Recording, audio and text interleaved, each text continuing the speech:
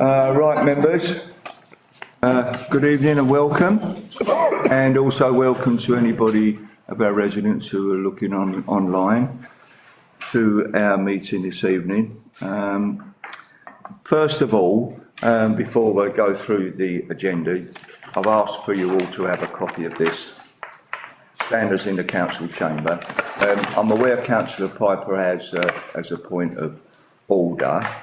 However, to cut him off at the pass, if members wish to discuss this, absolutely fine, and wish to discuss it, what the content is. The town clerk has put this together. It's not meant for any other reason, but just to help us through the process of meetings and speedy, and for them not to get out of control. So, you know, I'm not saying they have in the past, but I'm just saying that is the case. So if anyone's got any comments, then open the floor to members before we start the meeting. Yeah. Thank you, Chair. I was actually going to bring a question via point of order at policies and procedures, item 5. That seems to me to be the relevant agenda item on which to discuss it, particularly Do it now. subsection 4. Do it now, Stuart. Do it now, it's open now. You're very kind. Thank you. Clearly, I have no problems with the suggestion for behaviour in the council. That really should be a gimme, and it should be taken as read. But it's the additional note for committees, which is explained in slightly more detail in policies and procedures number 5. There's no other way of looking at this than saying, in my view at any rate, than saying that members of this council will be disenfranchised if we make these committees smaller than what they are. Because at the moment it says only members of that committee may join in the debate and vote. A non-member may speak, and this is rather like Thanet District Council, Rule 20.1, but Thanet District Council is a good deal bigger than a very small parish town council. And it means, for example, if I am not on a committee, I may be able to turn up and say the odd word or two, but I will not be able to vote. And if I can't vote, then the residents I represent get no specific vote, whatever the outcome of that vote is. So for me, this is not necessary at town council level. We're a very small council with very limited statutory functions, with very limited other functions too.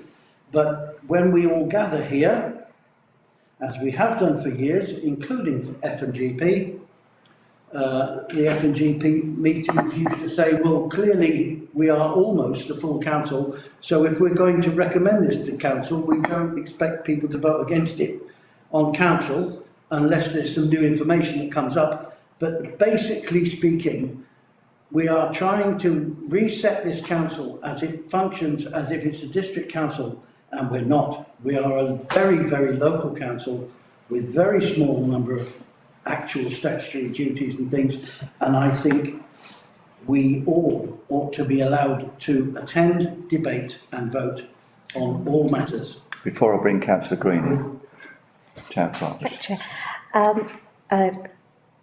Hearing what Councillor Piper, the specific point being raised, may I suggest that actually this was going to be part of the discussion or things that I was going to cover actually at committee's item 6. So unless we want to bring that whole section forward to possibly hold on until we get to that point. If members want to do that, do you want to bring item 6 forward? Well, I don't mind either way, but I'd like to bring another point up, please. Okay, Councillor Green first. It's been the philosophy of this council ever since it was formed that all members have an equal say in the policies of this council. I agree with Stuart, Councillor Piper, that if we adopt this, coupled with the town clerk's other proposal of only having 8 members on each committee, this would work against that philosophy. It would mean that when an item is discussed in committee, only 8 members could speak on it. Okay. And I think that's not what this council was set up to be like. Councillor Wing? I think that was. Oh, beg your pardon, sorry. Sorry, I hope you will listen very carefully, because I will say there's only one. I agree with Councillor Piper. Gracious. Councillor Green.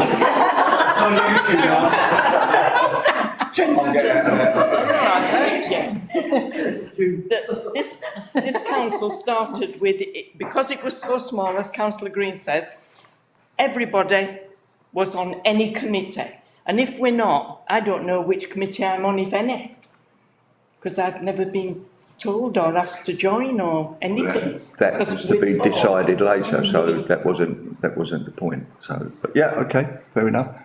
Yeah, so we need to add no queue jumping. Well, I support what's being said, and it was me that raised some of them concerns about too many meetings, but I thought it was going to be an optional thing so that people weren't penalised, and if there was an issue that you were concerned about, you could still join that meeting and enter in the debate and vote. But personally, I would like more information, because some of this council stuff just goes straight over my head, because it's not a system I've ever been part of, local government. I would like more advice and guidance on declaring an interest, with some examples that I can actually relate to, if that makes sense. I mean, I don't need training on it, but I'd just like more, because that declaring an interest is the thing that really, I lose sleep over that sort of stuff. Because, I'm all for following rules if they're there to keep things safe and fair, but I agree with what other people have said about the committees. Councillor Linda Piper also ahead of me. Mr. Piper? Thank you, Chair. Going to the in brackets, on section 5, on this general terms of reference, it says minimum quorum 3. Well, if there's a major financial subject to be discussed and it only requires 3 people to vote on it, that cannot be right for democracy, that money that is, it's the residents' money, that it will be decided, could be decided by 3 people. And that's not it. Pat, I agree with Stuart, and I agree with Councillor Green, that this is not the way forward. Okay.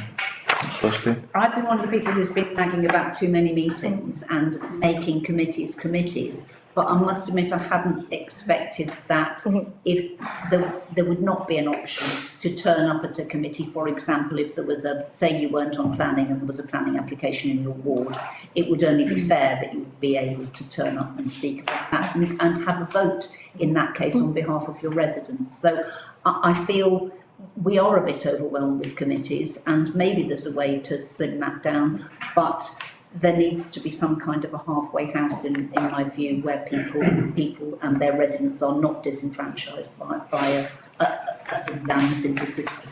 Anybody else? Anything to say? Helen. Sorry, Helen. Yes, sir, I know Can't see you I'm on the on end. your side there. I think as we appear to be discussing this now, I do agree with the other comments about, this seems quite a leap.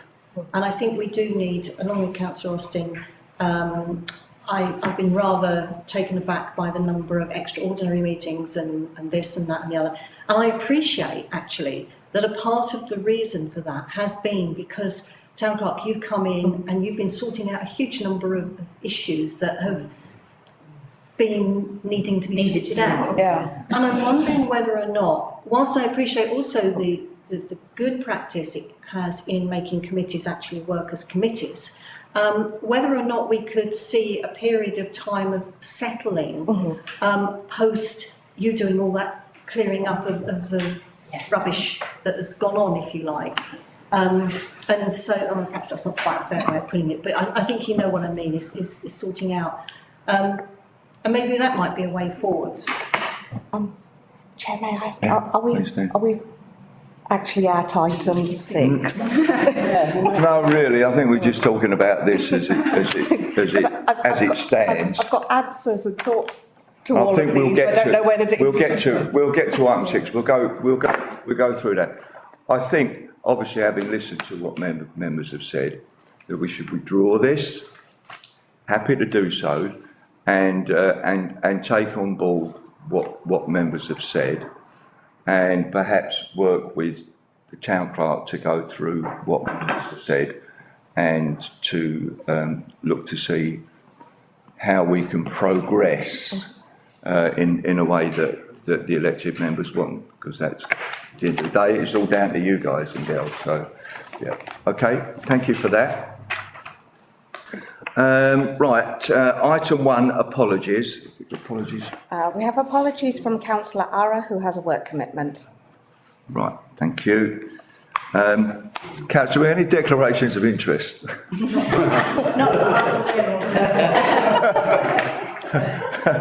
I just comment, you've withdrawn it, thank you for the decision that you've made, but I think we were only concerned about the addition for committees. Yes. Does this mean you've withdrawn? We'll withdraw that, I mean. Because I'd like the standards in the council chamber to be adopted as. Yeah, well, to be quite frank, is that we should be doing that anyway. And this was just effectively a formalisation that the town clerk put forward. But I think because of the issues that were raised in relation to the amount of people, we'll get that on item 5, and then you can make a formal decision on that in relation to the number who goes to various committees. That's okay? So I just want to ask a question about declarations of interest and clerk. So I've just declared I've got no interest, or none. I don't think I've got any declared interest. But what happens if a topic comes up, and I've read the notes, and as the debate unfolds, I suddenly realise, oh, I have got an interest. Can you declare it? Then I can still declare it at that moment, and if necessarily it's a meeting. Withdraw. Yeah. Inadvertently, you know, we could all do that. Inadvertently, couldn't we? Yeah. Okay. Right, item 3, public participation. And as I understand it, there are nobody wants to speak from the public. That's 3.1.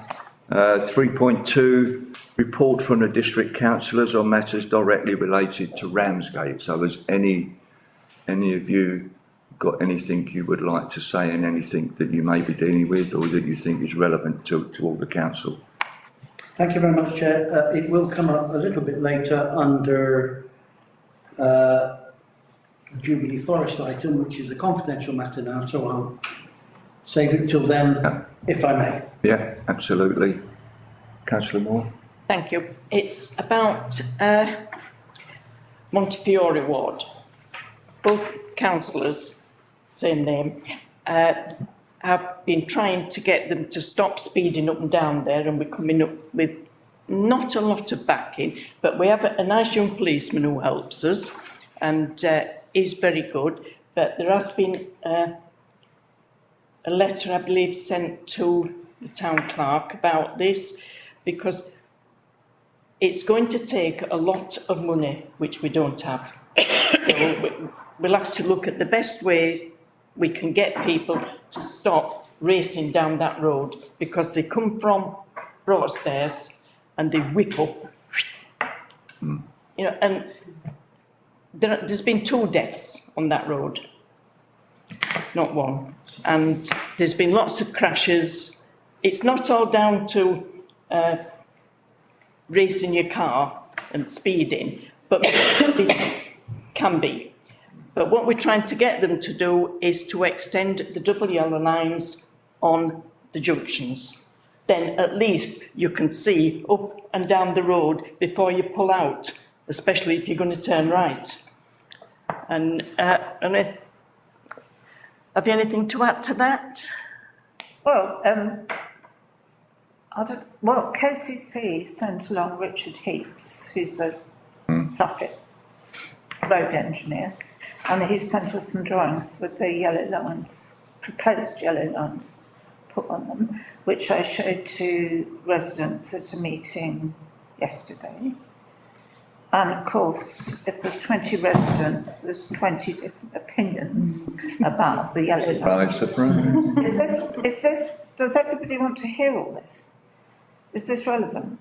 Well, that's the part of that's the part of, Okay. on the agenda, So I have it's important. emailed him again, and then they want, they wanted speed bumps, they want a mini roundabout, they want reindeers with bells on, and so on and so forth. So we're just trying for what we can get.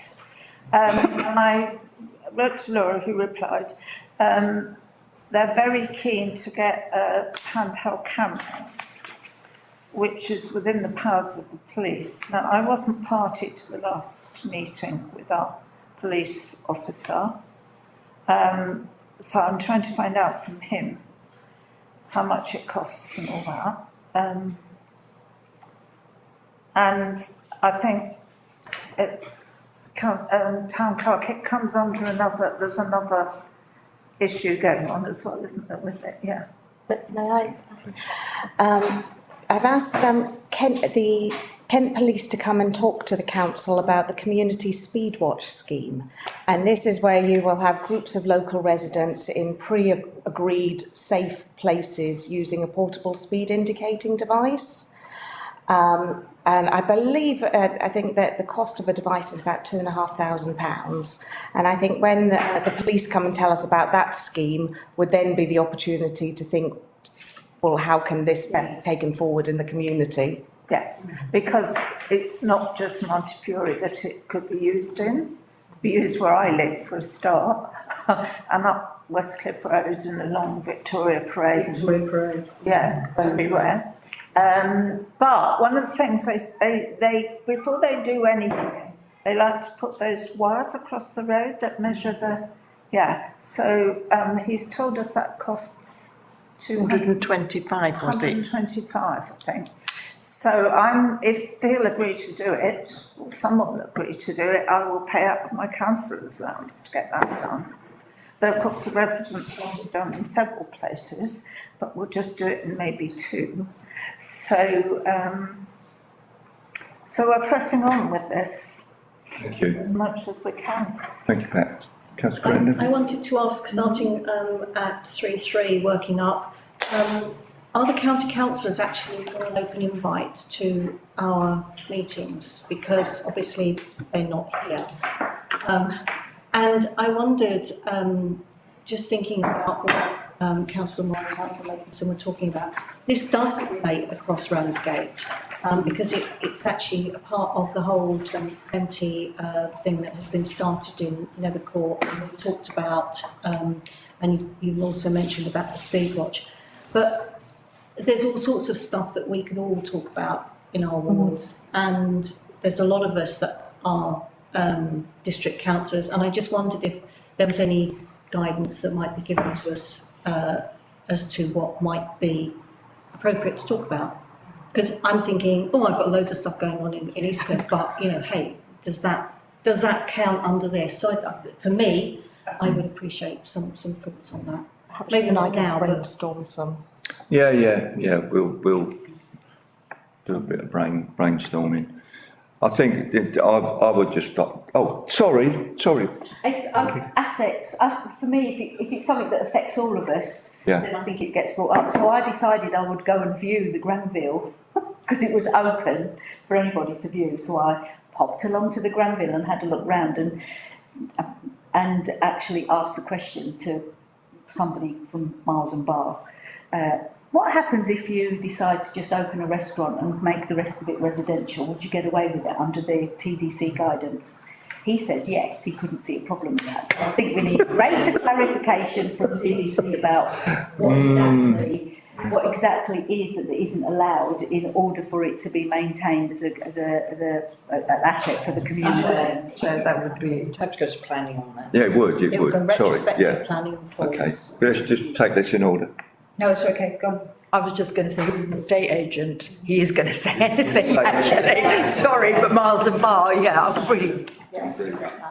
Okay, the only thing I was going to say is, in relation to Ramsgate Town as a whole, which you've all been notified of the meeting with the MP and the police on the 10th of June. I know a lot of you can't make it for whatever reasons, but I just wanted to assure you that we will be giving, those of us who will be there, we'll be giving the MP a grilling and also the police a grilling as to what's happening, how they're operating and stuff. For instance, maybe I'm taking it the MP would know that when the police take in drunks or drug addicts into hospital, into A&E, they have to stay with them. So you could have 5 or 6 police officers sitting in A&E waiting for these people to be seen, which takes them either off our street unless they come from elsewhere. So it depends. Those are the type of questions.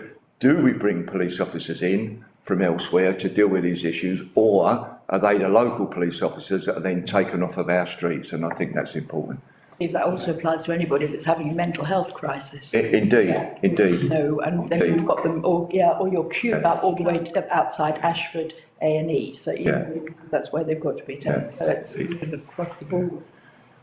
Okay, anybody else want to say anything at all? No? Okay, thank you. Report from county councillors on matters directly related to Ramsgate. None received. And we have none received, so we didn't want to. Just to say, sorry, just to go back, David, first. We have invited the 2 county councillors to the meeting with the police. Was that? I was going to ask. Yeah, we have done that. Yeah, I should have said that. Okay, item 4, minutes of council meetings. Now, you see there are a number of these, which the majority of us have all attended. I was going to take them on block if no one else has got any issues with it, or if they have got anything that they want to say on any of the meetings in relation to the minutes, then please do. Councillor Crittenden. I think the town clerk is already aware. I raised an issue with the minutes of the town council meeting, Yes. which was a correction. We have 2 chairs. Yes. Yes, I did notice that. Yes. You should have been vice chair. So there's a David and I are joined at the hip at the moment. Yeah. But are members okay with that, of dealing with these on block? Okay, so I will propose that the minutes in item 4 from 1 to 10 are taken on block. If there are a seconder, please. Second. Councillor Green, all in favour? Carried, thank you. Right, item 5, policy and procedures. So item 1 of that is to reconfirm the standing orders for the ensuing council year. There are no amendments recommended by the town clerk. Anybody wish to discuss that?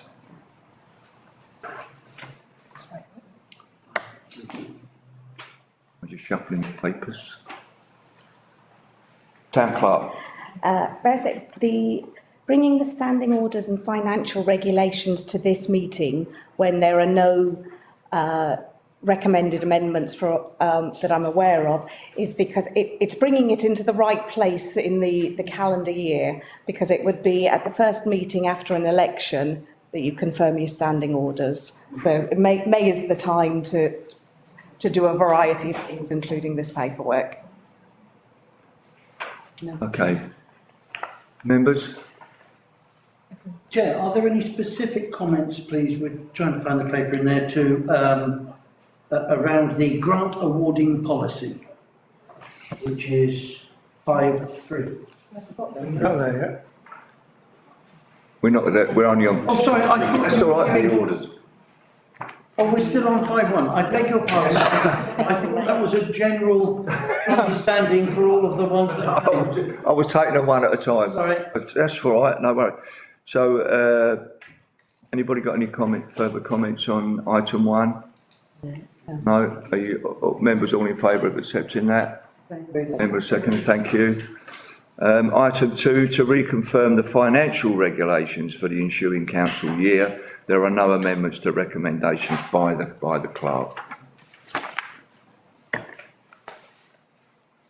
All in favour, anybody? Got any?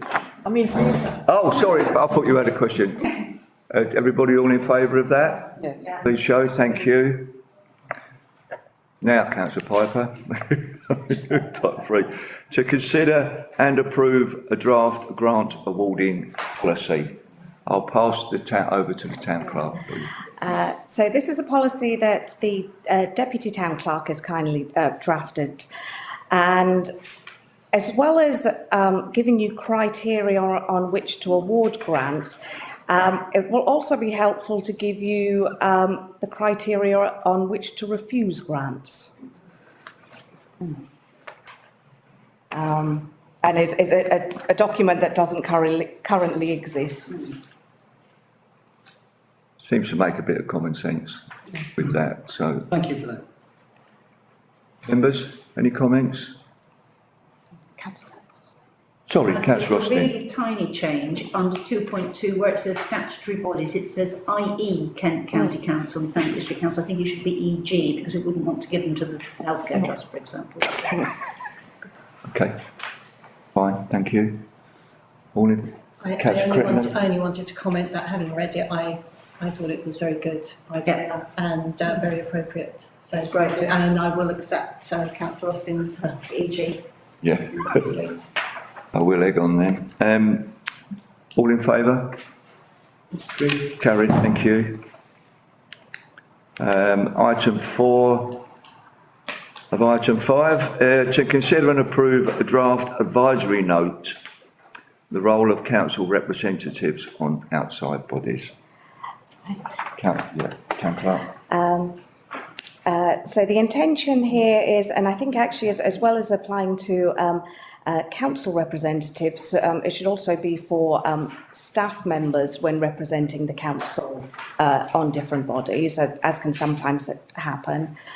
And it's really for your own understanding and also for the understanding of the organisation of what they can expect of you, and that your attendance doesn't give them access to funds or access to decision making. And so this report seeks to set that out. Members, any comments? Councillor Crittenden? I thought it was common sense when I read it. Yeah, it's great. Okay. Councillor Green? It's just on this business of staff representing the council, which TDC in particular seems prone to want to encourage. I'm not saying they shouldn't or can't, but I do think that the chair at least should know if a member of staff is representing the council. Absolutely. Yeah. I would suggest that it also it's appropriate for it to be a decision of the council or the relevant committee, in the same way that council representatives are voted upon. Okay. Chair, could I add to Yes. that, to Councillor Green's suggestion, that actually if we find that individual members of staff are being invited to meetings, I'm thinking of course by TDC officers, rather where we feel that it should be one or more members of council, we should be pointing out that our policy is that we are normally represented by an elected member, although that elected member may choose to take along a member of staff who has particular expertise in that field. Totally agree. Yeah, Totally because agree. that's the right way to do it, isn't it? And the more that we can try to encourage our colleagues in the district council to do things the right way, the better. Totally agree. We have tried that and I'm all for it. Okay, anybody else? Any further comments? All in favour of that? Thank you. Carried. Right, item 6. Committees. Okay. I'm going to pass you over to Thank the you. town clerk to go through these, Thank you. the whole of these items effectively, instead of going through one by one. Right. So at the previous council meeting, it was resolved that the terms of reference would be addressed at a subsequent meeting today. And it is intended that the committees will now have a reduced membership in order to reduce the overall number of meetings that members are expected to attend. Looking at other councils with a similar number of members to here, it seems to be commonplace that their committees are about 8 members. And so that is what I've suggested in this paperwork. But by no means am I saying this is what you must do. And I did say in an email to Councillor Green that it wouldn't come as a surprise if everybody wanted to be on everything. The result, though, is that you then all have lots of meetings. The only thing that I would say is correct is that the committees should have named members. And if you're not a named member, then your rights are the same as a member of the public. Not a vague 14, 12 people and whoever turns up is on it that day. There should be set members, but it could well be as many or as few people as the council would like to have. And so even though I've started at 8, that's up to yourselves to decide. You can have 15 if you like. I mean, it's entirely up to you as 16 of us actually, but no. yeah, I'll leave myself out. So may I just add one more thing? The first document you're looking at is a general terms of reference, which is intended to be kind of overarching for all committees. And one thing I added in here, which was intended to make the prospect of you not being on committees possibly more acceptable, is a call-in option. Whereas if there's something that's being handled, that's on a committee agenda that you feel that should be addressed by the full council, you have the right to call it into full council for consideration. Yeah, could we deal with the numbers first? Pardon? Could we deal with this question of the numbers? Yes, indeed. Councillor Austin. Mine was about the numbers actually. I share Councillor Linda Piper's concern about a minimum quorum of 3. That does seem to me to be very, very small. So no, that's the quorum must be a third, with a minimum being 3. So if you had a committee of 4, your minimum quorum must be 3. So the quorum is 1/3 of the total members. Yeah, minimum of 3.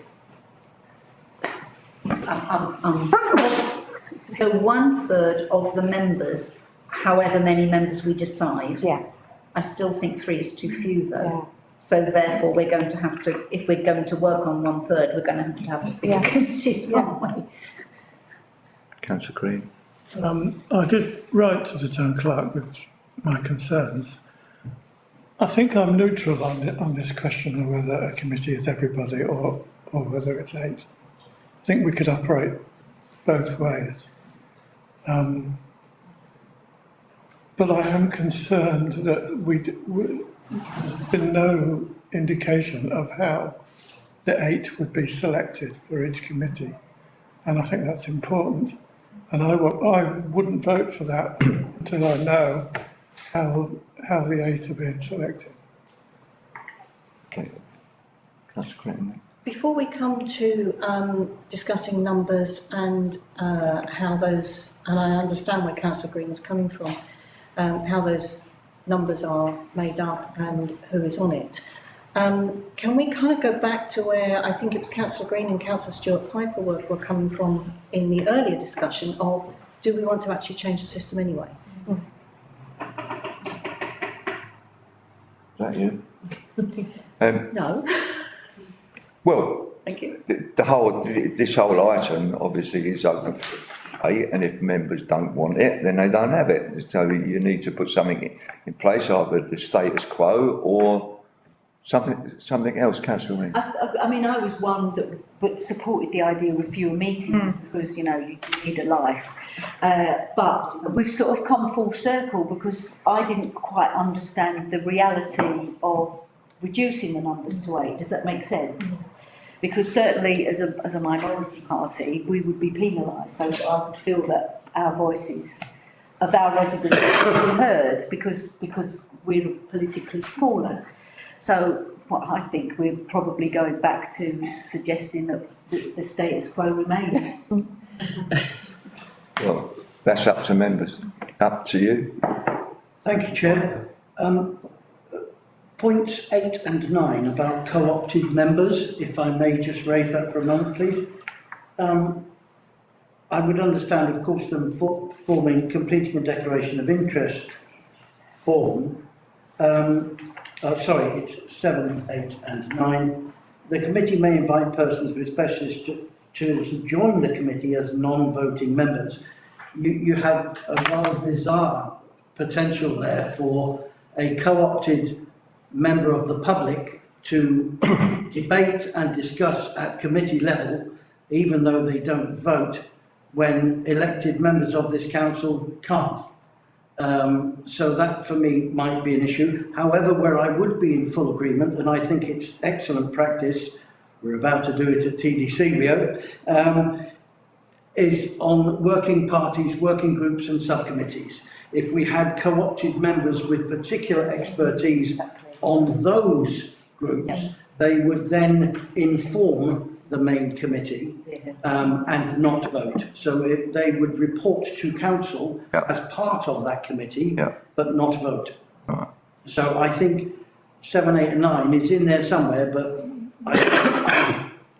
I'd like a bit more clarity on at what level co-opted members sit on committees. I'm not saying they can't visit the committee and offer a report, but actually sitting on the committee. I'm not sure about the level. Thank you, Chair.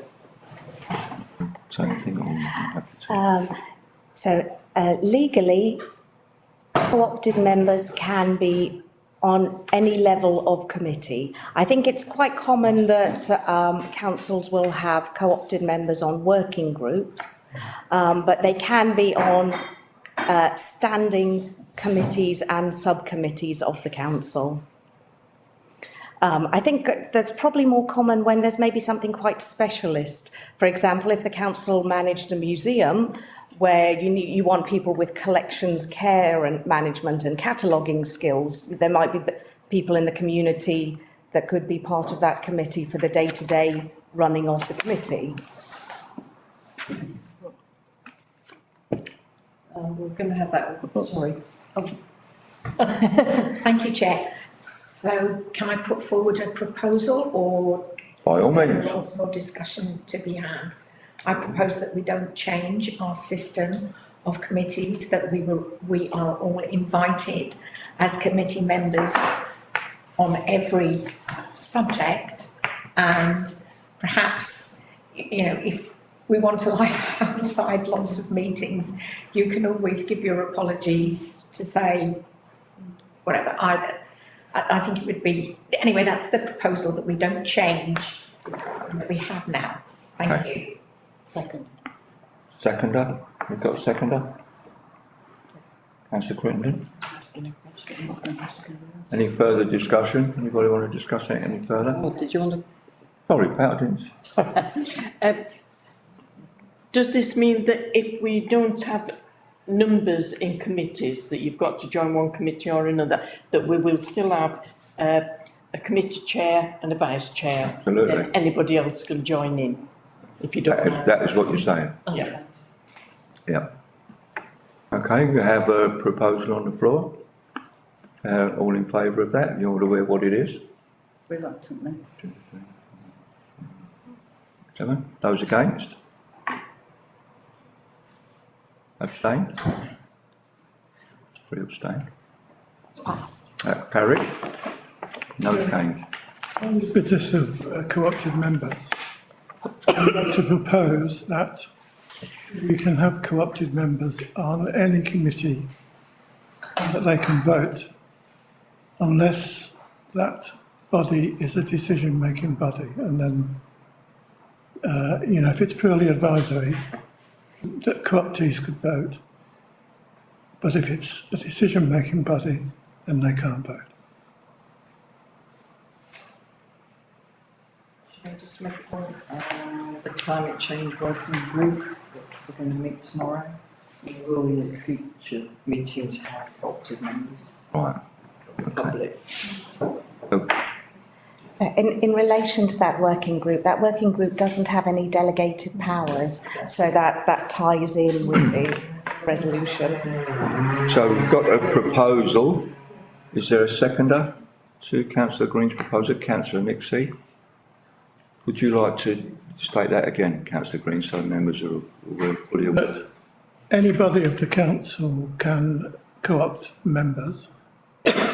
If it's a decision-making body of the council, Yeah. then those co-opted members cannot vote. Just for clarity, these co-opted members, sorry, Chair, No. they're there as, they've been invited because of their expertise in a certain subject? Normally that would be the case, I want to specify that. Yeah. Okay, thank you. Thank you, Chair. Would it be council that invites the co-opted members? And again, I would state my preference for co-opt, I think the point about decision-making bodies. My preference would be for co-opted members to vote on working groups, subcommittees and so on, but not on main. Not on main event, yeah. That would be my preference. Just say. You happy with that, Councillor Green? Yeah, no. But I'm just asking, I think that's what I was proposing. okay. Councillor Green, I no? just wanted to check, and I may have missed it, anyone can co-opt onto a committee? Does it have to be Anybody of the council can co-opt onto a committee? itself. But does the rest of the group have the opportunity to agree or reject? Of course. Co-opt. So I just wanted that clarified. Yeah. You can't just say, right, I want my mate to come in. Yeah, well, it's worth mentioning. Yeah. No, I agree. Anybody else? Councillor Austin, did you have your hand up? No. Anybody else? We point at each other. Yeah, okay. So we've got that, we've got a seconder on that, so you all know what you're voting for or against? Yeah. All those in favour, please show. That's carried, thank you.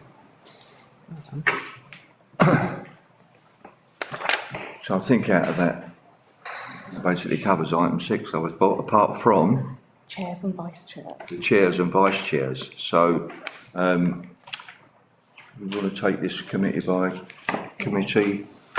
I'm sure that the clerk would advise, but do we have to vote on 2 to 5? Sorry, Do now. say that again, Councillor Green. Are we going to take 2 to 5 in order to vote on them? Oh, well, I just, to be quite honest, I took that as a gimme that we go through those on each Okay. on each one. So, sorry, let me just get rid of that. So item 2 of 6, to consider and approve the draft Finance and General Purposes Committee terms of reference. The chair, vice chair and members need to also be confirmed, but I think as the members comes out of that. Yeah. So the members comes out of that. So I would then ask for a proposal for, put forward to who wishes to be chair of F&GP. I propose Councillor David Green. Seconded. Seconded. Anybody else? No? So we have that, all in favour of Councillor Green being unopposed. Well, no, indeed, unopposed. Yes, I take your point.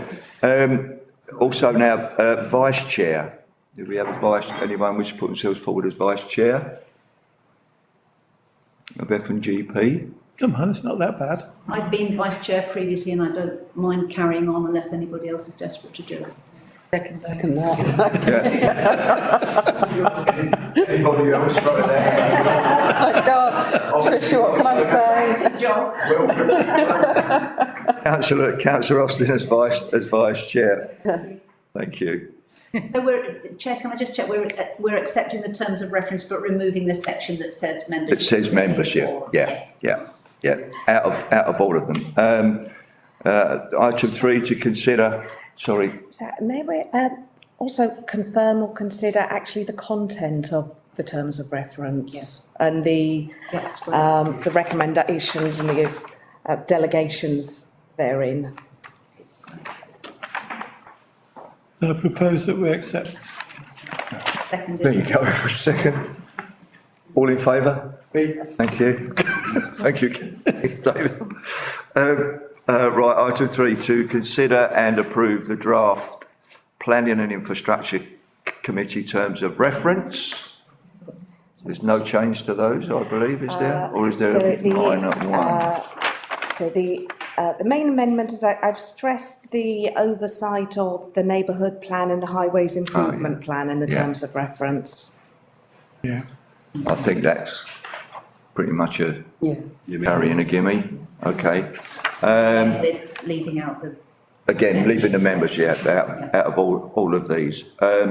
So, anybody wish to put themselves forward or anyone else to propose somebody to be chair of planning and? Propose Pat Mackinson, having done an excellent job up until. Yeah, seconded. Seconded. Anybody else? No? You are. Councillor Mackinson, you are now the chair. Mackinson. It's all right. Sorry, yes, no C. There's no C. Okay, now we come to vice chair. It was you, but.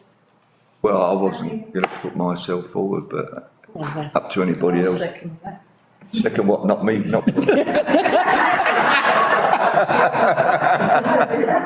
second that you are vice chair. Okay, I'll put myself forward as vice chair. You're the one with the expertise. Yeah. Anybody else? No?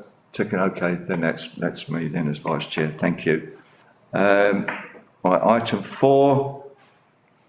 Consider and approve the draft Town Promotion Committee terms of reference. We'll go to.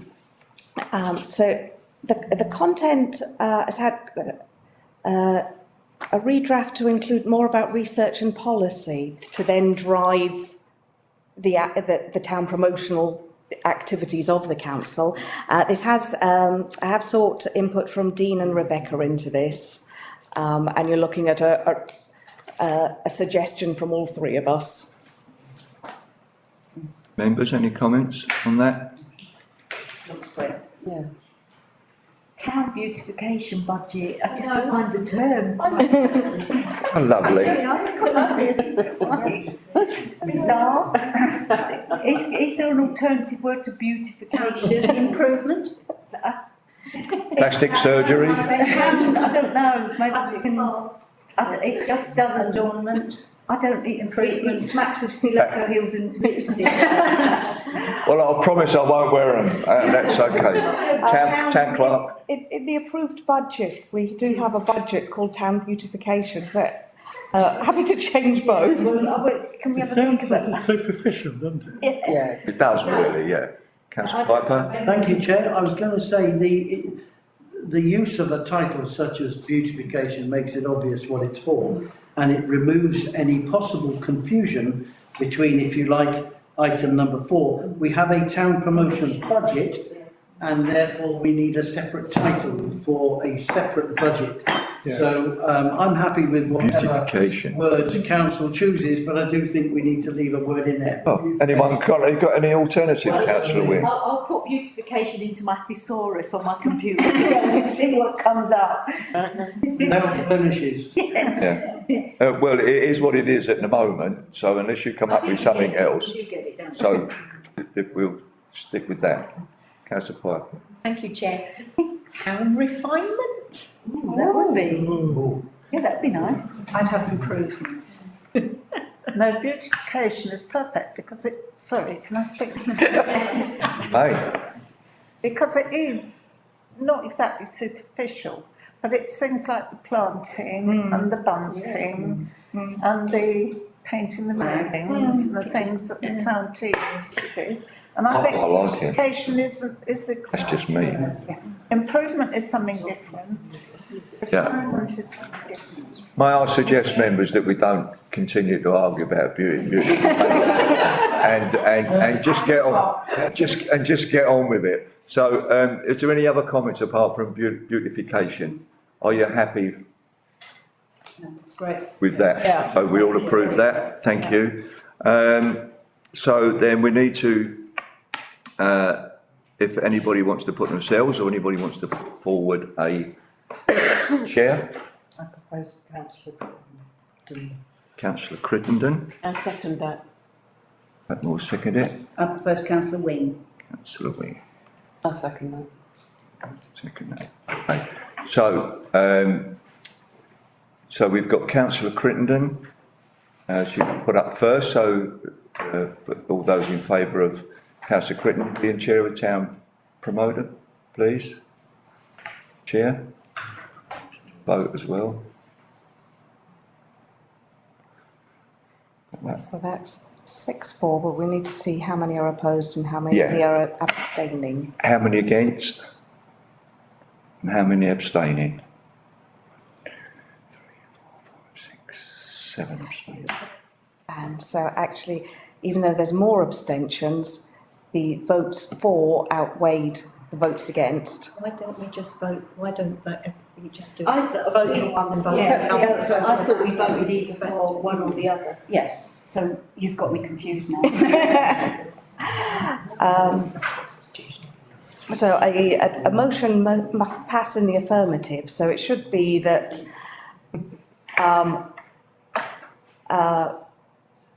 it's not usually, are you an either or? If the council wishes to do an either or, I think as long as that's made absolutely clear in advance. Do you not then proceed to the second person's vote? Yes. But in terms of that first vote, that motion is now passed.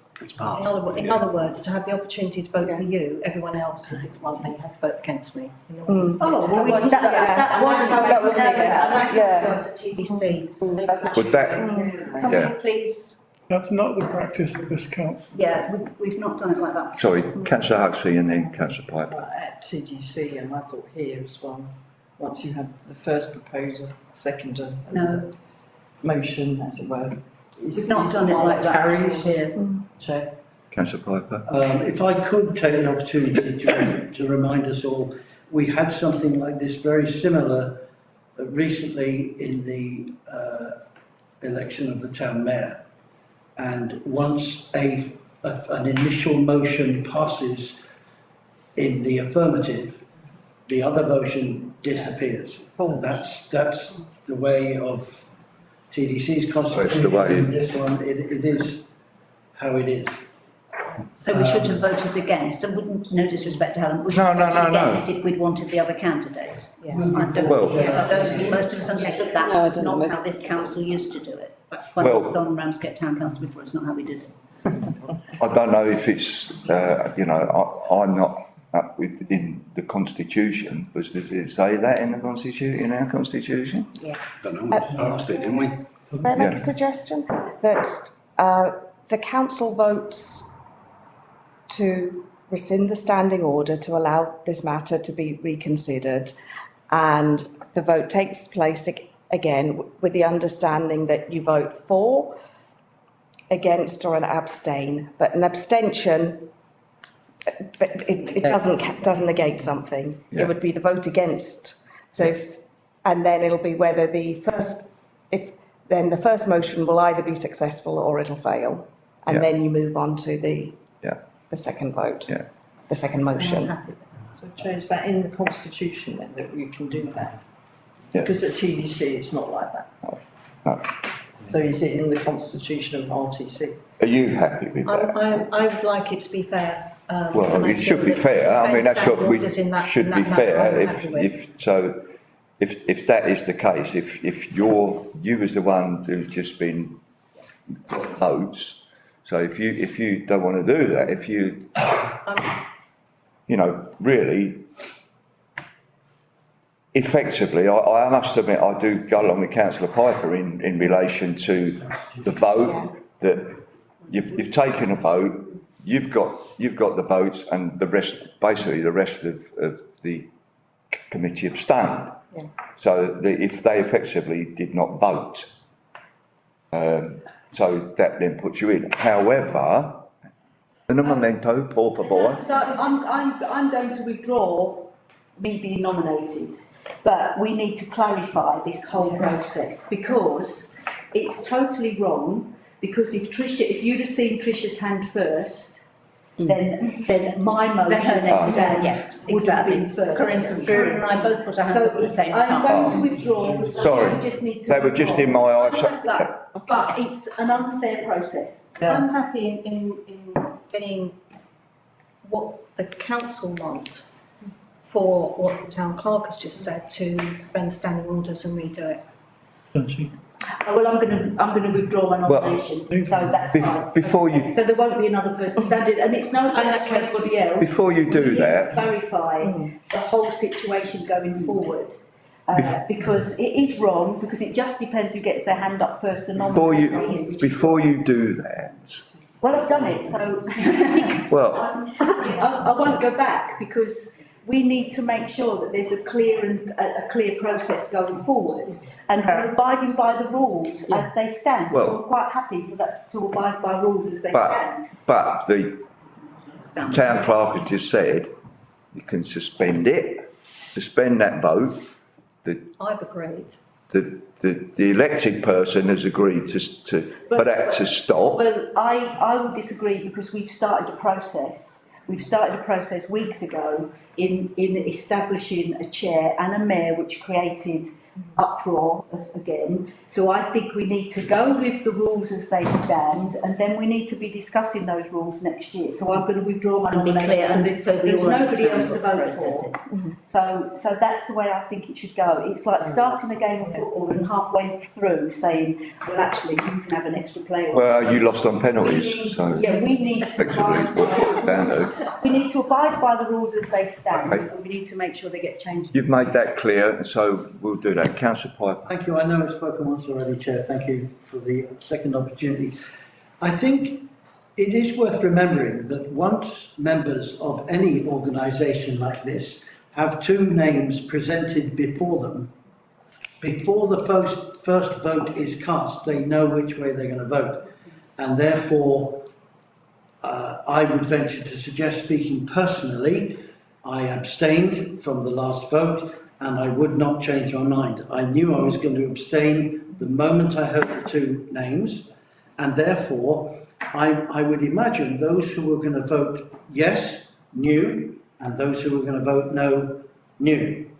If you then have a motion that's passed in the affirmative, that motion stands. We knew what we were going to vote before we actually voted. So in that sense, it doesn't matter whose name is called first. For example, if I was going to abstain both times, it makes absolutely no difference whose name is called first.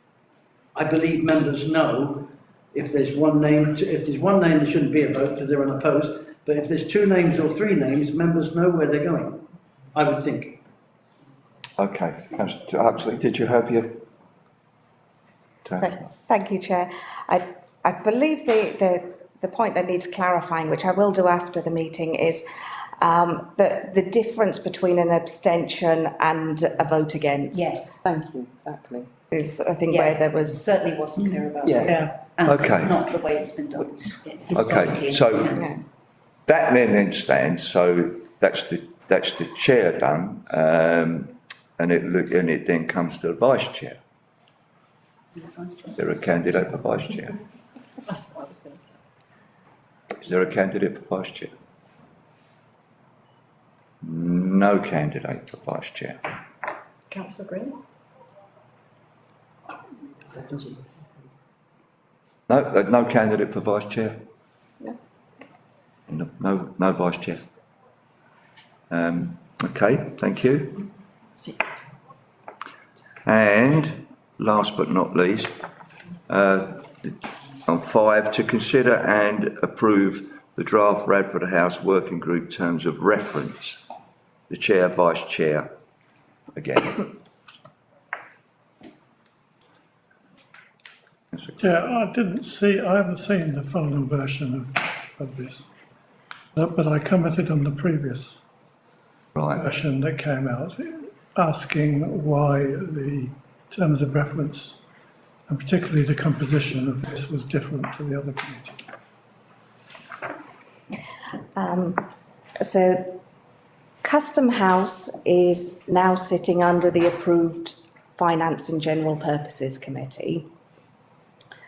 With the thinking that the general business that happens at the Customs House is issues with the tenants, rent, rates.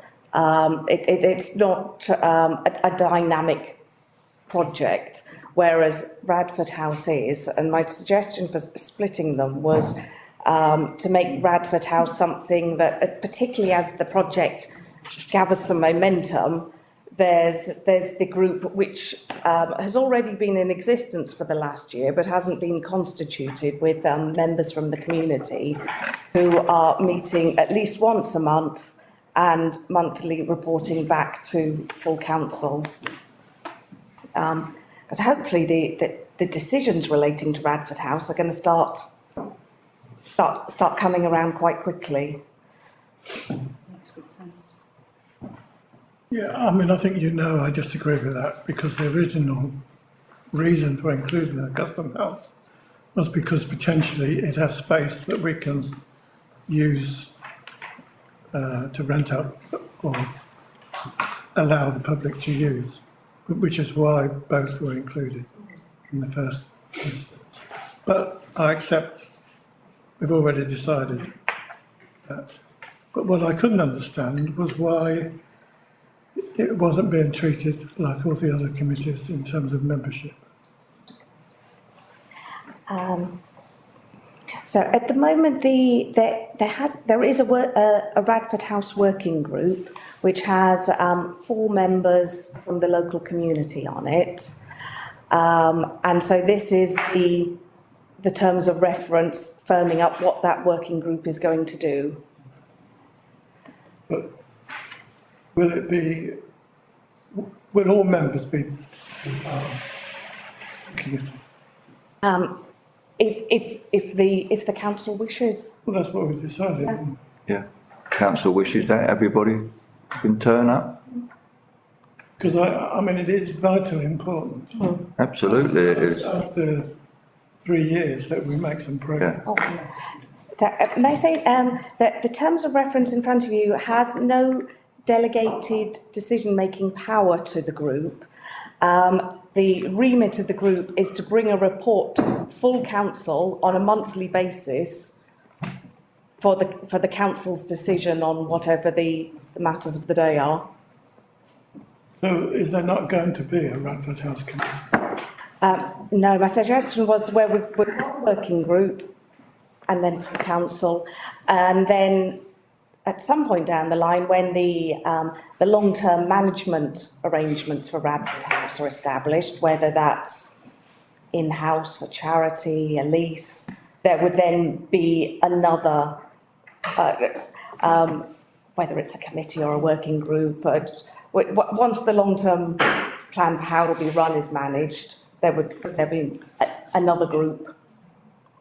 I think, David, I'm just going to have to disagree. Yeah, I think, David, I think currently until we really get it up and running, which we're hoping that's going to be starting shortly, then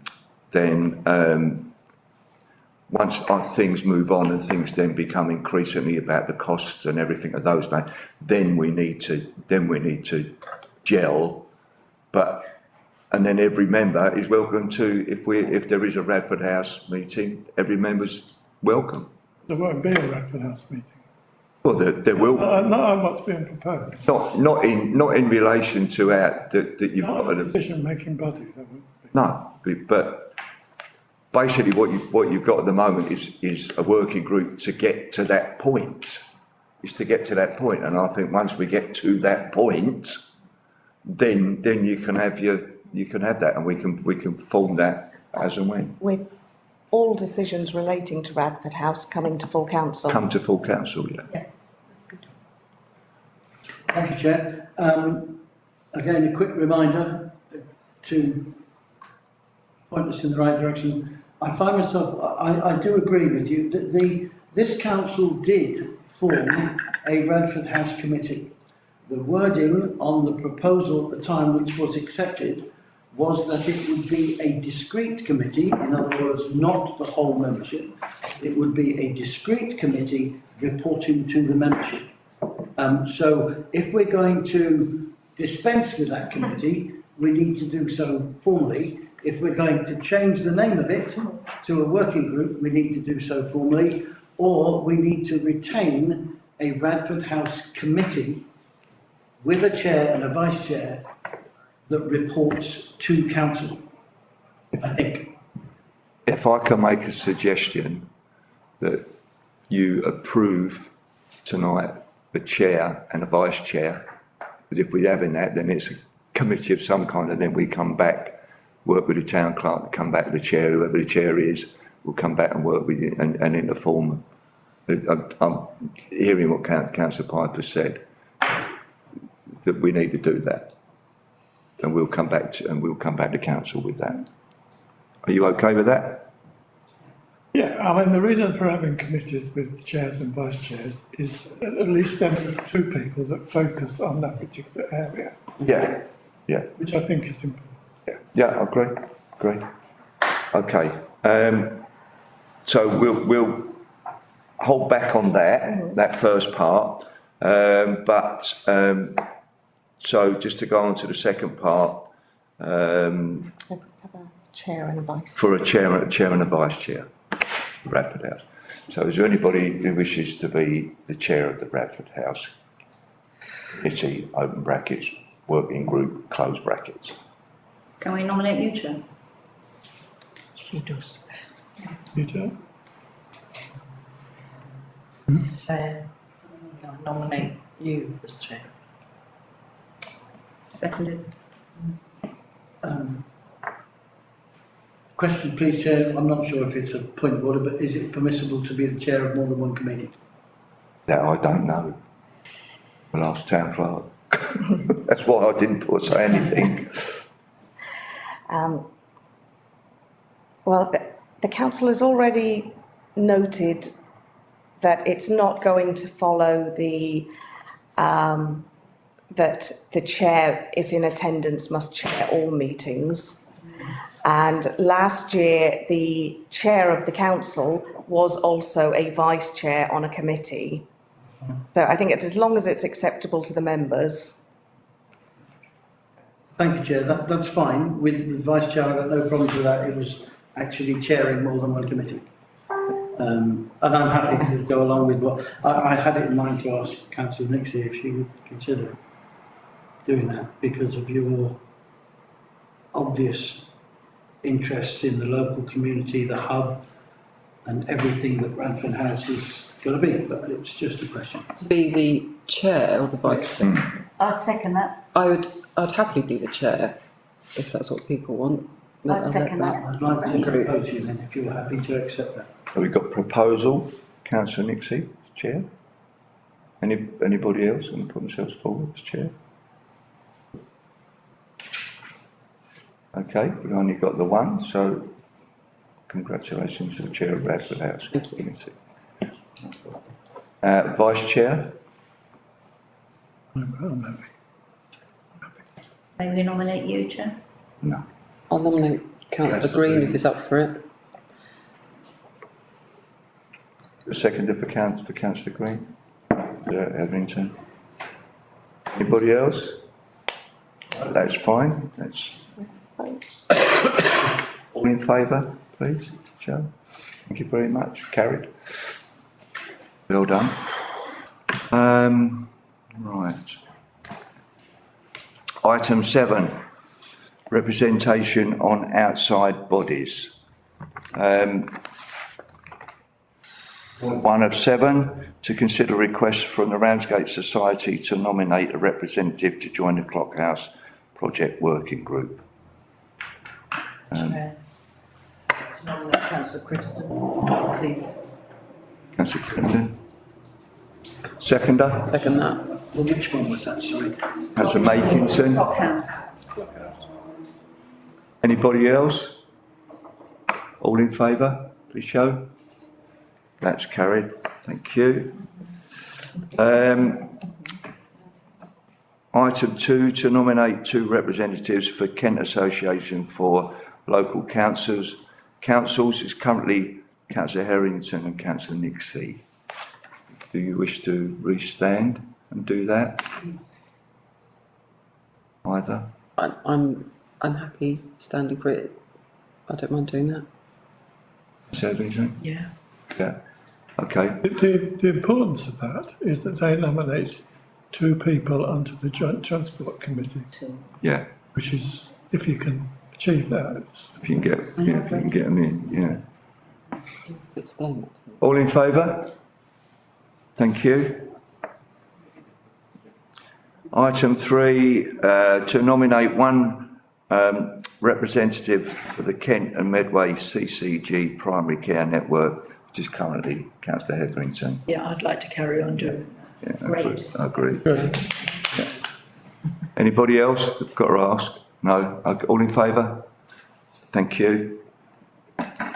Item 4, to nominate 1 representative for the Ramsgate Event Organisers Group, currently Councillor Green. I don't think that's quite correct.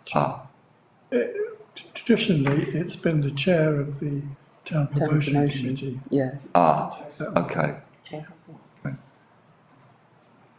Yeah, are you chair of the Town Promotes Committee? Are you happy to do that? Yes? Is that a yes? Well, it would be quite nice if it was someone else. I was going to say, I missed it last year then, because I certainly wasn't, it must have been. Is there anybody? You must have carried on. No, I didn't. Doesn't have to be, does it? Doesn't have to be. Doesn't have to be. That, is there anybody else who would want to do it? I'll do that, seeing as I run an event. Thank you. Councillor Wing? Great. Anybody else a seconder for that? Second for Councillor Wing? Seconded. Yeah, all in favour? Thank you. And lastly on this, to nominate the council's representatives on the neighbourhood plan steering group. There are no limits on numbers, but it's currently Councillor Austin and Councillor Makinson. Can I make a point, please, Chair? Looking at the terms of reference for representation of councillors on committees, on external groups, I have been a member of the Neighbourhood Plan Group since before I was a councillor, and I am there as a representative of the town team. I would find it restrictive to be bound by the terms of representing the council. I'm sorry, but I'm quite happy to wear both hats as long as I'm not restricted in that way, but otherwise. That's fine. Councillor Makinson, are you still happy? Slightly unhappy about being on the group because it is very, very, very slowly going nowhere. Yeah. And well, it has been for donkey's years, so gone backwards, going forwards. What we're doing, when we're doing, why we're doing it. I think the difficulty is the way that it has been chaired over the years. Yes. But we now have a consultant on the budget and somebody who is willing to write the thing for us, having lost the people along the way who might have been capable of doing that. So I do think there is a stage. Okay, so is there anybody who wants to put themselves? Yeah, I'm very happy to carry on being on it, but not as a representative of the town council. Is that okay? I mean, yeah. We have a meeting on Friday. Yeah. Which it shows I'm happy to go to, but at some stage I might. We've got. Well, that's your choice. Yes. That's your choice. So. Bear it, and we've got to push it. If we say, if they're happy, we'll leave Councillor Austin and Councillor Makinson on their neighbourhood plan. And the other thing, sorry. There's more. Yeah. Well, leave us on it, but I'm representing the town team. And the other thing is, at times you've been at the meeting, Councillor Green's been at the meeting. Well, it says anybody can. Anybody can. Anybody can. No, people come for a bit and then they Yeah. lose interest and. It would be welcome Yeah. to have other Yeah. people. People end up sleeping for 10 years. Okay, so we have those, so all in favour of those, that? Thank you. Just trying to move things on, gang. I think there should be another, representation on outside bodies, on the town representative on the levelling up committee. Right, It should be you, but I think we should formally, well, it should be the chair. Yeah. I mean, that's what we accepted, it should be the chair with other people standing in as and when the piece is. but I think we should add it in here. Are members happy with that? Yes. To add that in? Yes. Okay, thank you. Right, item 8, I'm conscious of time and everything, finances including grants. So section 8, item 8, number 1, to receive a report of payments. The council is asked to note the payments authorised by the town clerk and RFO and approve the payments above the threshold delegated to the town clerk. So this was the driving reason behind going for monthly council meetings, and it brings our financial authorisation in line with our financial regulations. And it's intended to make councillors have a closer relationship with the accounts by seeing what is being paid. So the first table is things that are authorised by myself. Those payments have been made, but this would be your opportunity to ask, why have you paid this? What was that? The one thing I'd say though is when it comes to querying invoices, the only risk though is that asking me something about the content of an invoice in the meeting right now, it could well be that I just need to say that I need to get back to you. So this is possibly a good one to look at in advance if you have any queries. And then all the payments over £1,000 are for approval. Members, any comments? Councillor Piper? Thank you, Chair. Too late for this year, but the Armed Forces Day, suspension of parking day, I realise exactly what that's about. I think we as a council should petition TDC not to do that. Yeah. Because Indeed. there is no evidence that the Armed Forces Day is attended solely by people from Ramsgate.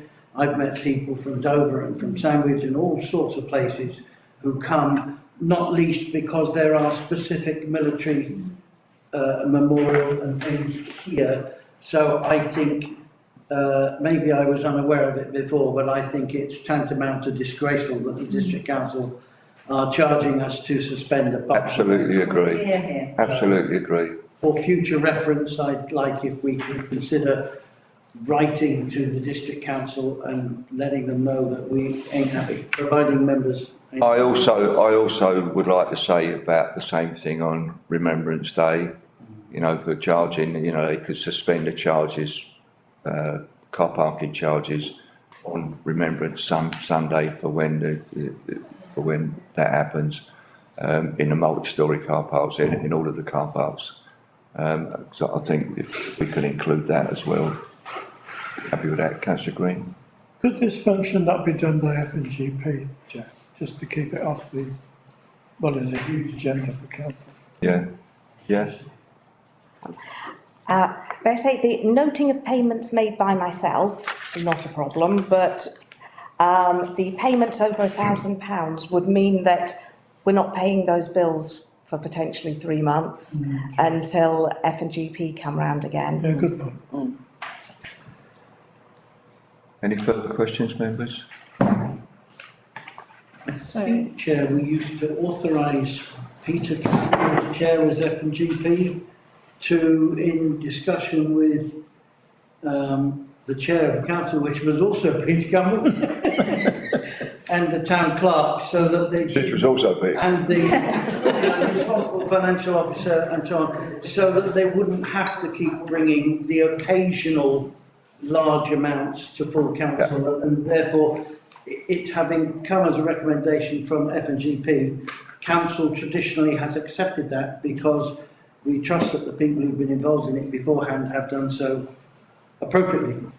The only thing there is that no decision-making power can be awarded to an individual councillor, whether it's the chair or chair in F&GP.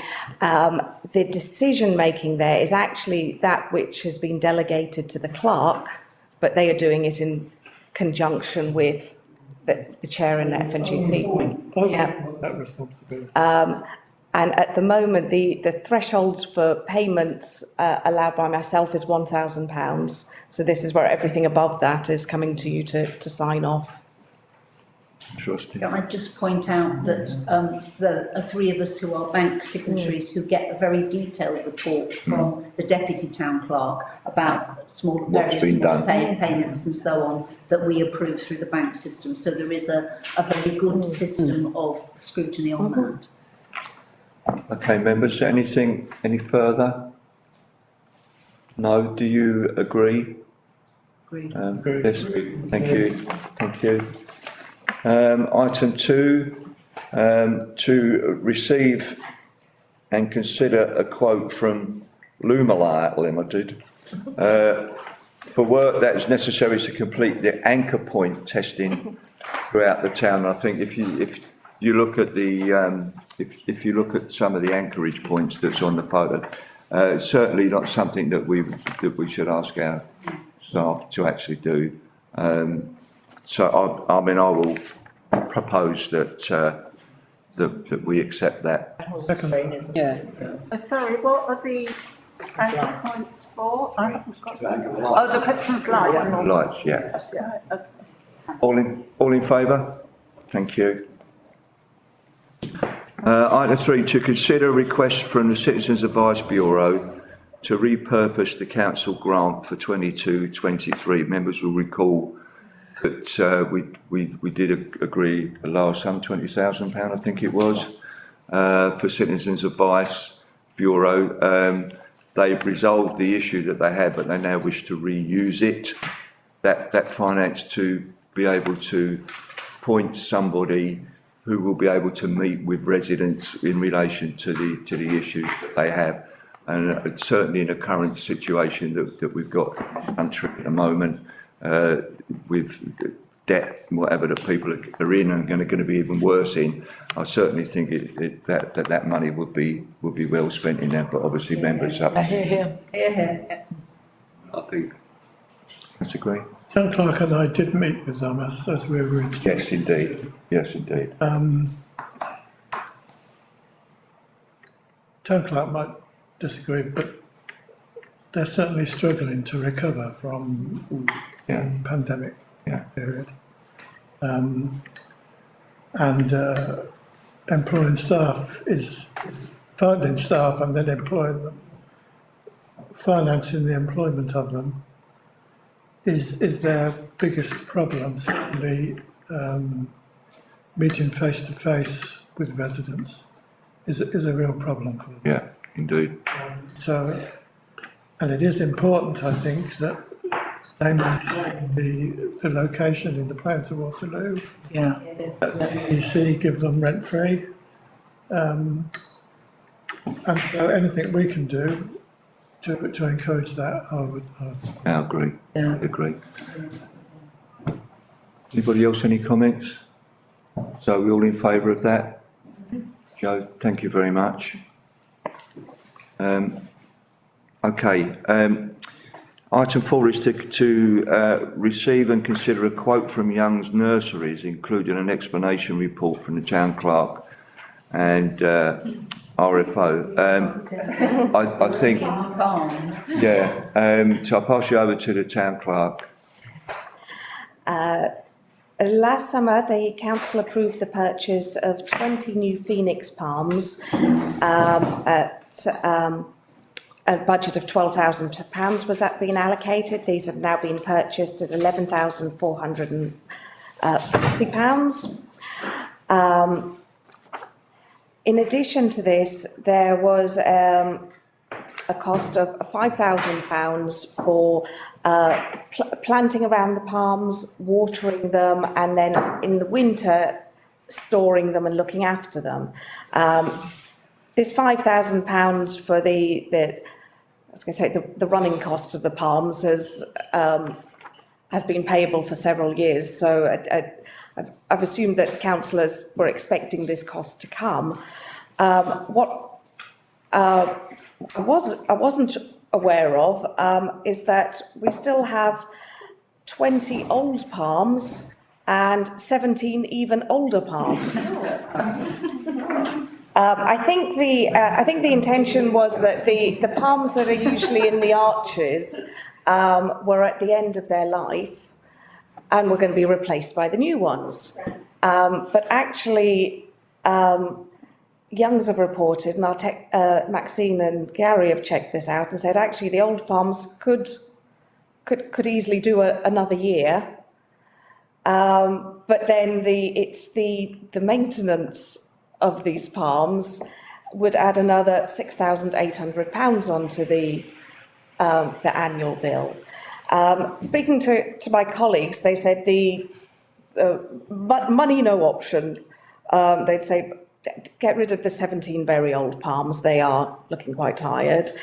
Reinstate the 20 old palms into the archways and up Harbour Street, and then they think that placing the new palms chine to chine would look nice. So you're then putting the new palms where people are walking and close to them, and you're putting the old palms in the places where no one's You're driving past. That's it. But the total cost for that maintenance in the year would be £11,800. If you're wondering why the technicians don't do the watering of the palms traditionally, it's because actually accessing them, say 3 times a week in the arches, it's difficult from a health and safety perspective, whereas the nursery, I understand, do it at 6 o'clock in the morning and are taking their own risk.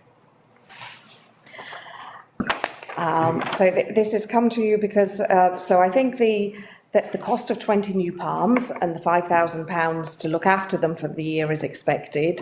It's the presence of a variety of old palms that I think was not expected, and the cost of looking after them. So. Councillor Zekic, do you have a hand? Yeah, sorry, I'll just, the watering and that I can imagine would be a nightmare for the technicians during the day with the traffic. You'd have to have at least a rolling roadblock, if nothing else. Whereas by the sounds of it, they seem to be coping with watering it either late at night or early morning, whichever way around, to overcome that. I'd let them let them get on with it, you know. Rather than bring the technicians into it, the risks involved with that. We got rid of the 17 very old palms. That leaves us the extra 20. That will give us an extra 20 still for the chimes, as you say, which sounds like a great idea. As I said last year when we first looked at this, they look great, you know, and people do love them. So, yeah, I'd certainly go for that. Councillor Nixie. Where did 17 very, very old palms go? Just out of interest. They go to Palm Heaven, I think. Give them to. I know who wants them. Do you know what I mean? I just know, what's the town clerk, you've got anything this already? Not a specific group, but in terms of, in line with our new disposal policy for small items, we could well offer them into the community. I just thought we would, I'm assuming we would, but I just wanted to check, that was all. Councillor Crichton.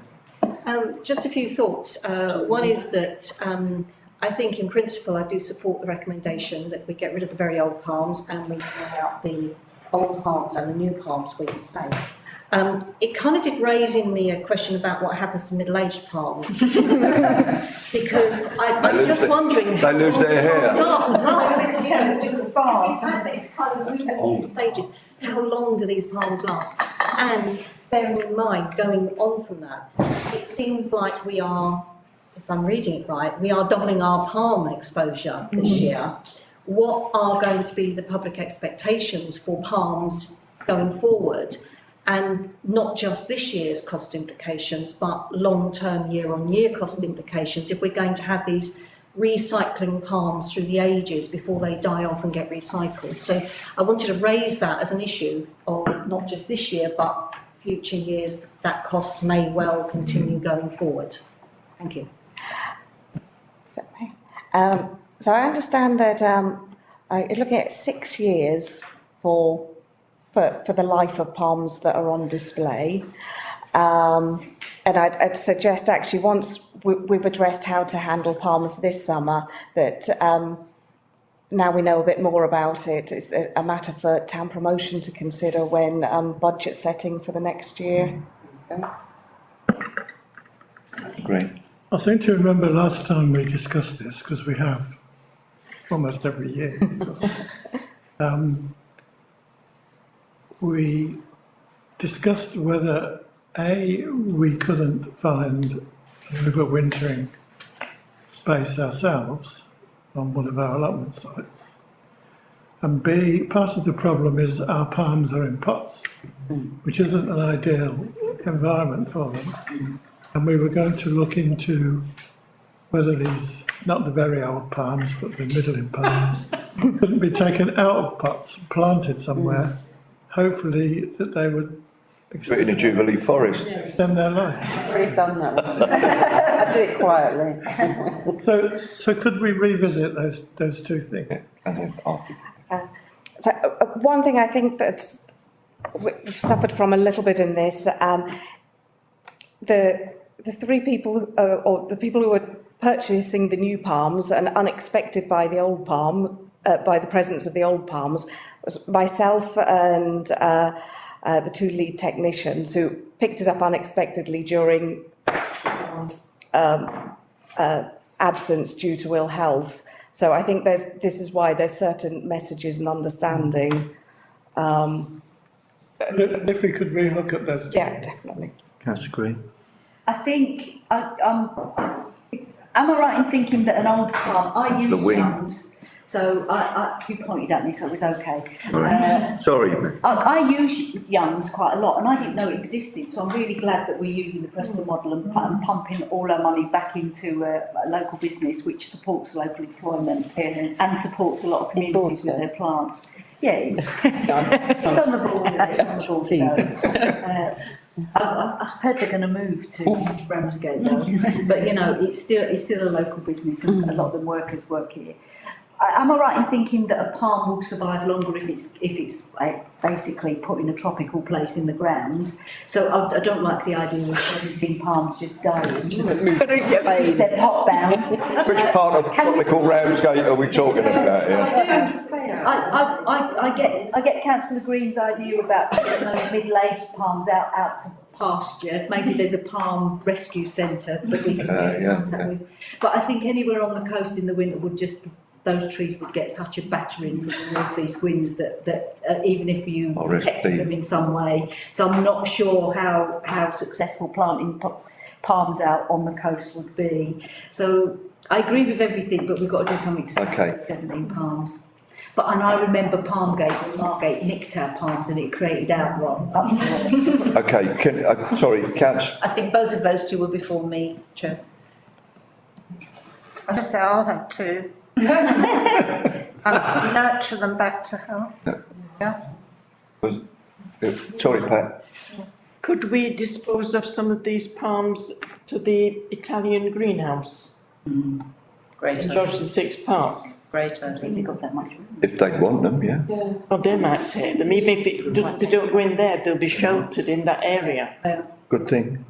Councillor Osby. Can I just mention, I think it was probably when I was on RTC previously, there was some discussion at that stage with Thanet District Council about the possibility of having an alternative winter set of displays like they have in places like Covent Garden, which are based around, you know, an evergreen Christmas tree or that kind of thing. Obviously, the cost is going to be considerable and it's not appropriate now, but just to float the idea for maybe future discussion if we should, you know, come into some money somewhere along the line.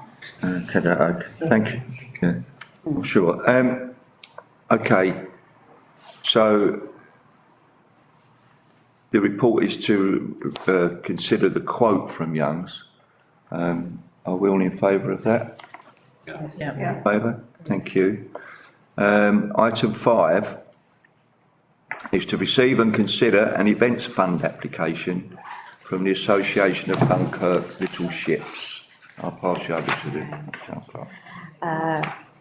So at the moment, there's £3,750 remaining in the events budget. And before you, there's a application from the Association of Dunkirk Little Ships. Funding is sought to support the visit to Ramsgate of 24 Dunkirk Little Ships during the Platinum Jubilee celebration long weekend. The amount applied for will cover the harbour fees for over 5 days. There will be an opportunity for the public to view the ships on Friday the 3rd and Saturday the 4th of June between 10 a.m. and 4 p.m. and the service will be held on Sunday the 5th of June at the Sailors' Church at 2 p.m. And the amount applied for is £4,930. So £1,200 more than we have a budget for. Councillor Green. Do we know if TDC are offering them a discount on the harbour fees? I do not. Find that out. I think we should. Yeah. Encourage TDC to do so. I would allocate Yeah. any budget. Yes. Me too. Yeah. Yeah. I think we were all in favour of that, wouldn't we? Yes. Yeah. Okay, so we give them the full amount. Councillor. I agree with. Councillor Wing. I agree that we give them the full amount, but I think it's absolutely shocking that TDC are not providing them with free berths. Well, you know. Maybe if they disguise themselves as a pontoon. So just a quickie, don't they have the heritage berths down in TDC, in the harbour, which TDC offer out free? No, they used to, they don't exist anymore, which is They don't why exist anymore. we lost a number of historic vessels Because of it, yeah. because of it some time back. That's very true. That's very true. Okay, so we're all in favour of that, so that's done. Oh, sorry. There is a bit of contention about this veterans' berth thing, because it was paid for a long time ago, and they were always went on that little bit down there. Huge pontoon that disappeared. Yeah, and they took away the pontoons because they said they weren't safe, and they never went back again because they couldn't afford it. Oh, they've got one that they don't. So they should put them back. We haven't bought them yet. Good, we can send them They back. don't own them. TDC don't own those new pontoons yet. I suggest that we write to TDC and suggest that they offer some sort of deal. Yes. Absolutely. I can do that. Councillor Piper. Thank you, Chair. I just wonder if Councillor Green would agree with me that, given that we are writing to TDC about their suspension of parking bay charges for an on-the-ground event, we should include charging for the berths for Dunkirk. It's military, it's our heritage. Absolutely. It is very important to the town of Ramsgate. So we maybe put the two together. Absolutely. Yeah, I totally agree with that. That we do that. Thank you, Councillor Piper. Who was first? Councillor Moore. I wanted to finish the last one. Yes, you're right about this.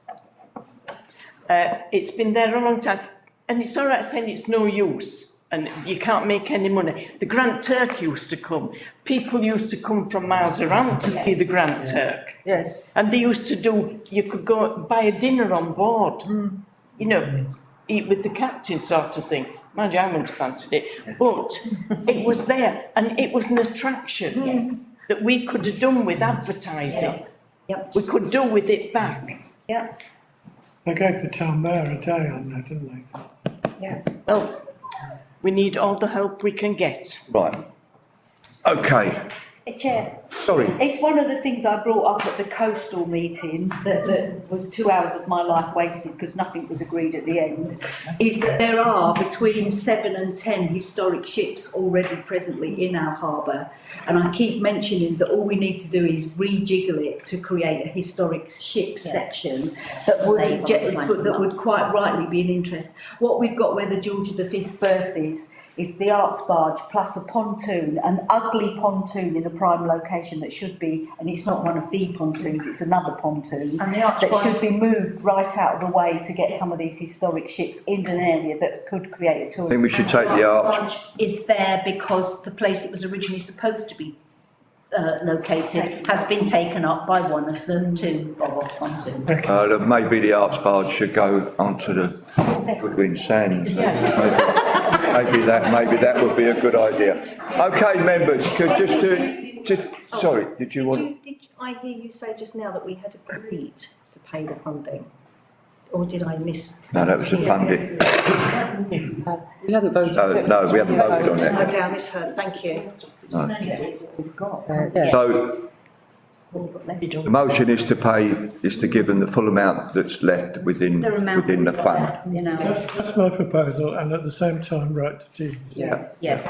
All in agreement with that? Thank you, members. Excuse me, Chair, could I just say, although it's no real interest to anybody, I suppose, except me, but after Dunkirk, my father-in-law came from Dunkirk into Ramsgate.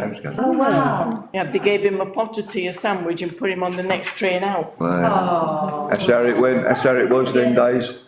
My grandfather. Right, sorry, can we stop talking about that? Everyone else will be here all night. Item 9 is confidential matters, so I'm proposing the exclusion of the public and press. Second, Seconded, all in favour? Thank you. Wait till we're turned off.